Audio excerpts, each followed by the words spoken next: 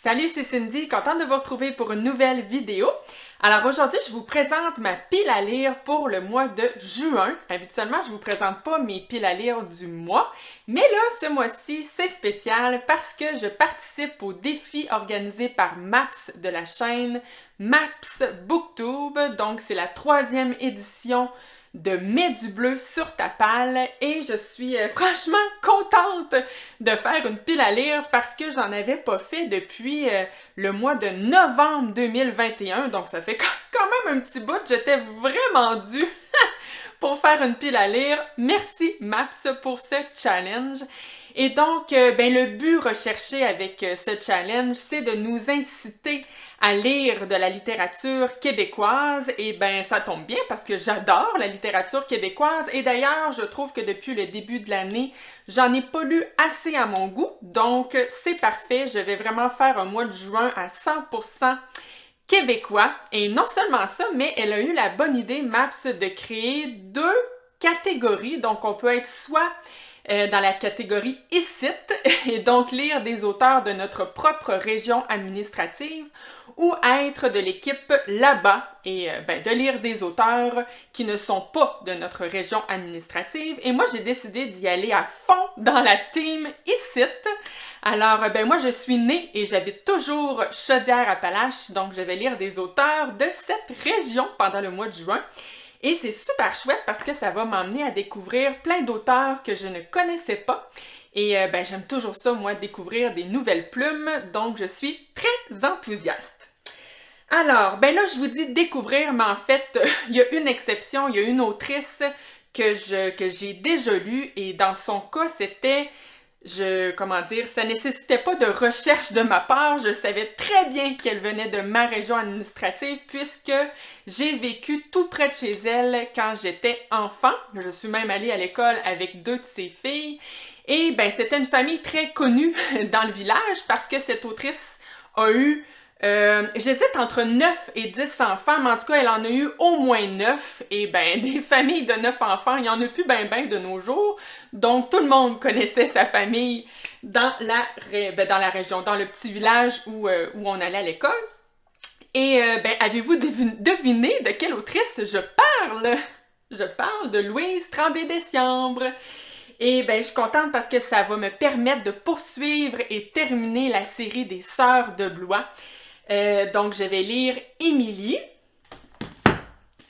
Anne et le demi-frère. Donc, moi, j'avais déjà lu Charlotte l'année passée. Donc, vous vous souviendrez, c'est l'histoire d'une maman blanche qui souffre d'hypocondrie sévère et qui va même développer le syndrome de Munchausen auprès de sa petite fille Émilie. Et donc, oui, je dis sur sa mère, mais on va être avec les autres personnages aussi, le papa ainsi que les frères et sœurs de Charlotte.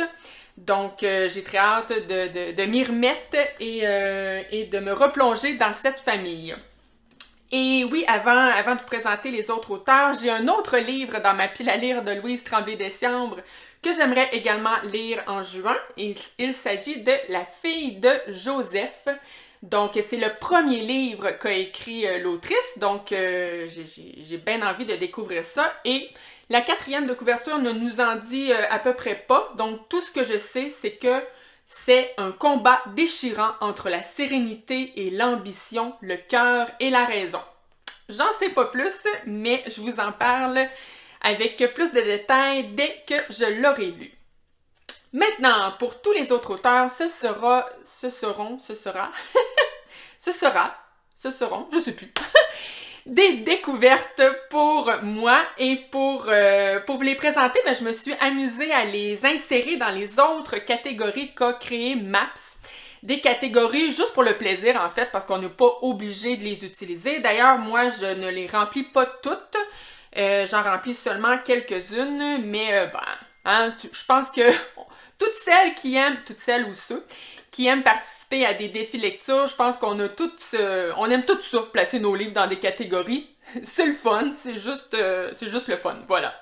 Alors, dans la catégorie lire un livre avec sur la couverture un arbre ou une forêt, j'ai ce livre qui me permettra de découvrir Francine Pelletier.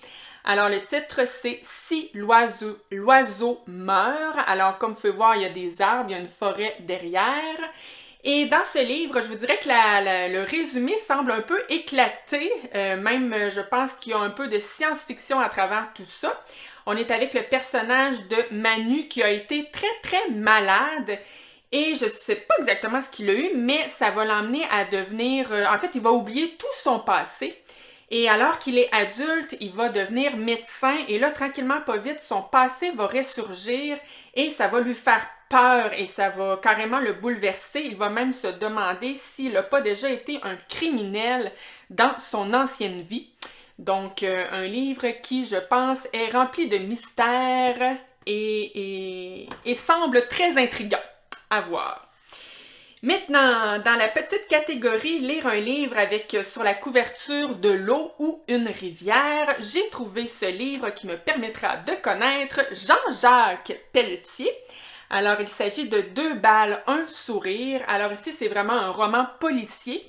Je pense d'ailleurs que le personnage dans ce livre est un enquêteur récurrent dans les livres de cet auteur et je parle de l'inspecteur-chef Dufaux qui va enquêter sur des cadavres qui ont reçu 2 balles dans la tête, mais des cadavres qui semblent heureux au moment où il les découvre.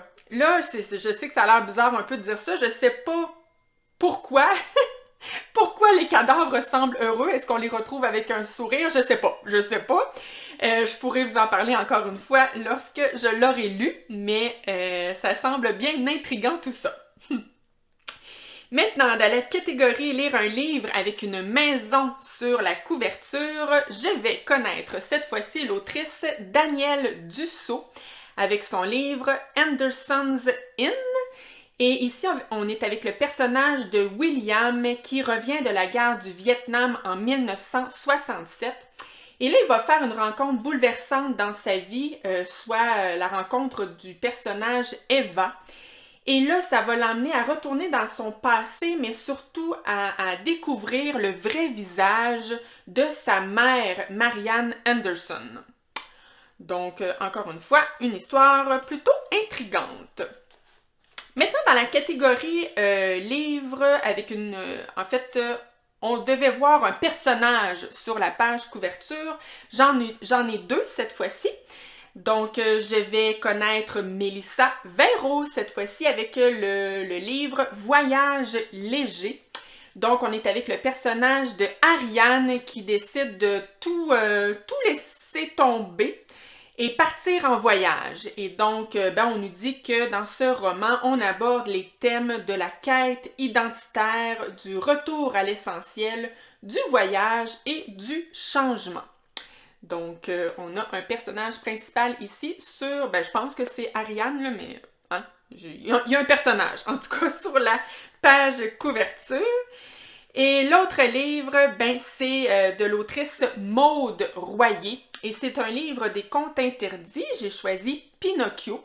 Donc, fidèle à leur... en fait, tous les livres des contes interdits, je vous dirais que la 4e de couverture, on nous donne seulement des petits indices sur l'histoire, mais ça ne nous dit pas exactement l'histoire en tant que telle. Donc, ce que je sais, c'est qu'on va être dans une maison insalubre.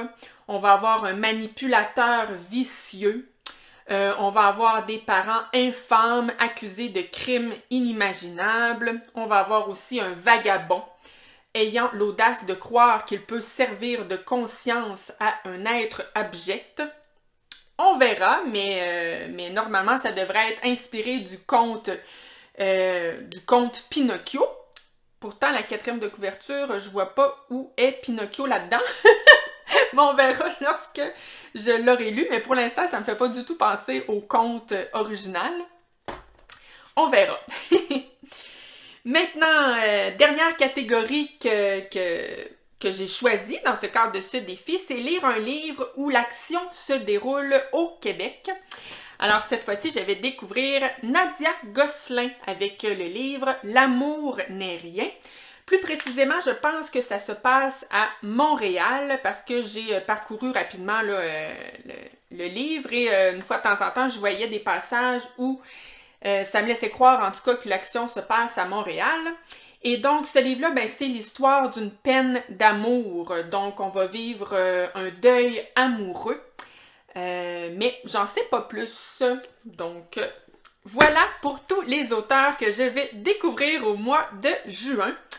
Là, je fais un... J'ai aussi envie de lire des bandes dessinées dans le mois de juin, mais au niveau des bandes dessinées, je vais plutôt aller dans la catégorie là-bas, parce que cette fois-ci, c'est un auteur, je pense vraiment pas qu'il vient de ma région Chaudière-Appalaches, mais j'ai tellement envie de poursuivre ma lecture des Paul de Michel Rabagliati. J'avais commencé en 2020, j'avais lu Paul en un travail d'été et Paul en appartement. 2 livres que j'avais vraiment adorés. Et dernièrement, il y a Lire.papier, qui a un compte Instagram dédié à la lecture, qui a publié une photo de ces Paul. Et là, ça m'a tellement donné envie de poursuivre ma lecture des Paul. Donc, je me suis dit que c'était parfait dans le cadre du challenge « Mets du bleu sur ta page ». Alors, j'en ai emprunté plusieurs à ma bibliothèque. Est-ce que je vais tous les lire au mois de juin? Je n'en suis pas certaine, mais en tout cas, quelques-uns, ça c'est sûr. Alors, j'ai Paul à Québec, Paul à la maison, Paul à la pêche, Paul au parc. Hein, quand je vous dis, j'en ai emprunté pas mal. Paul dans le Nord et Paul dans le métro. Et aussi, j'ai poussé ça loin, j'ai même pris l'énorme ouvrage Paul de Michel Giguère et Michel Rabagliati. Alors, dans cet ouvrage-là, c'est des entretiens et commentaires. En fait, je pense qu'on nous raconte un peu l'histoire des Paul dans la vie de Michel Rabagliati, avec aussi, je pense, plein de commentaires sur son métier de BDiste à Michel Rabagliati.